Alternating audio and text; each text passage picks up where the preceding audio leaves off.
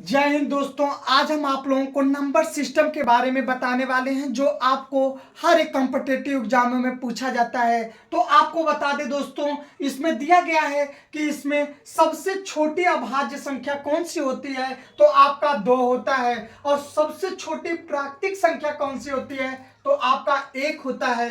फिर उसके बाद सबसे बड़ी प्राकृतिक संख्या कौन सी होती है, तो यानी कि प्लस इंफिनिटी होती है। ध्यान देना।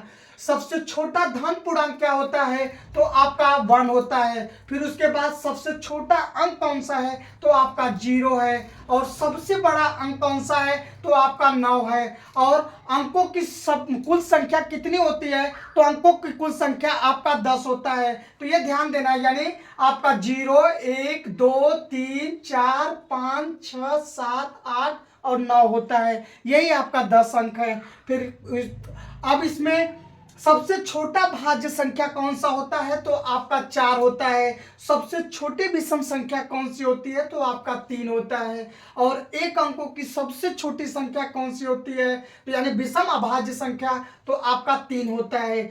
1 से 100 तक आपसे अगर कोई पूछ दे कि 1 से 100 तक कुल अभाज्य संख्या कितनी है, तो आपका यानी 25 है। और 1 से 50 तक कुल अभाज्य संख्या कितनी है, तो आपका 15 है। और 2 अंकों की सबसे छोटी अभाज्य संख्या कौन सी है, तो आपका 11 है।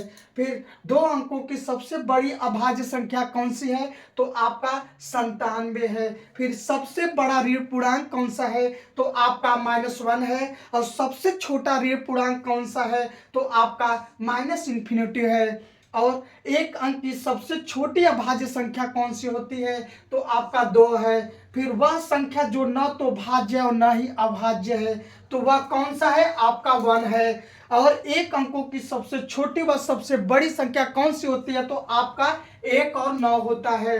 और 2 अंकों की सबसे छोटी व सबसे बड़ी संख्या कौन सी होती है, तो आपका 10 और 99 होता है। और 3 अंकों की सबसे छोटी व सबसे बड़ी संख्या कौन सी होती है, तो आपका 100 और 999 होता है।